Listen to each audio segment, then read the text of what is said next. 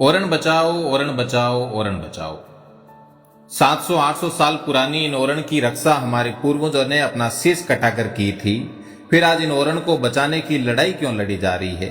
राजस्थान में लगभग 25,000 ओरण हैं, जिनका भौगोलिक क्षेत्रफल 6 लाख हेक्टेयर है। केवल मारवाड़ की बात करें तो 9,053 गांवों में 3,017 ओरण हैं, जिसमें से केवल जैसलमेर में 100 ओरण हैं।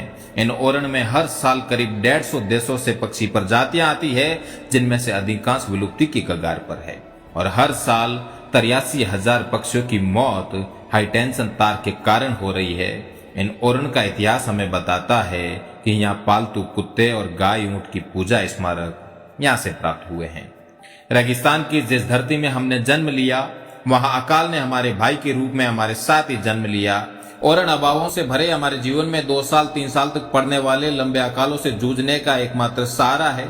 ओरण दूर दूर तक फैली केवल वन संपदा नहीं, बल्कि प्रकृति का वो उपहार है जिसमें रेतीला समाज सांस लेता है।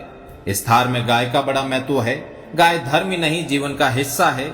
इस गाय को स्वतंत्र चरने के लिए हम जिस चारागाह में भेजते हैं उसे गोचर कहते हैं, और जब इस गोचर को पूजने जाते हैं तो ओरण का स्वरूप ले लेता है।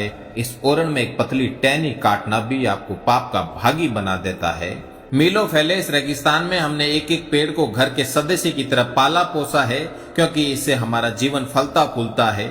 इस ओरण में किसी तरह की कोई दूसरी गतिविधि पूर्णतः वर्जित है। ओरण पशुओं का घर है, जहां वे चरते हैं, अटखेलियां करते हैं और इस रेगिस्तान को अकाल से बचाने में मदद करते हैं। ओरण में बड़े जलाशय हैं जो थार को पानी पिलाते हैं। रेगिस्तान में पानी की एक बूंद का घी से भी अधिक महत्व है। यहाँ के लोग कहते हैं कि घी ढूलिया कहीं नहीं वे, पर पानी ढूलिया मारो जीव बढ़े। आज हमारी यही विरासत बाहरी कंपनियों के कारण खत्म होने जा रही है। अगर ओरण नहीं होंगे तो पशु कहाँ चरेंगे? ओरण नहीं होंगी तो विदेशों से आने वाले पक्षी कहाँ विचरण करेंगे? ओरण नहीं होंगी तो इस थार को कौन मीठा पानी पिलाएगा? ओरण नहीं होगी तो हमारे उन मंदिरों का क्या होगा जिन पर अटूट श्रद्धा से ये समाज चलता है? ओरण नहीं होंगी तो गोवंश का क्या होगा? ओरण नहीं होगी तो हमारे रेगिस्तान में हमारे अस्तित्व का क्या होगा? ओरण नहीं होगी तो उन प्राचीन स्मारकों का क्या होगा जो हमारे गर्व से भरे इतिहास में सजे हुए हैं? ओरण नहीं होगा तो कौन हमें अकाल में जीने की उम्मीद देगा? ओरण नहीं होंगी तो सुंदर धोरों वाले इस देश का क्या होगा? ओरण नहीं होंगी तो आने वाली पीढ़ियों को हम क्या मुंह दिखाएंगे?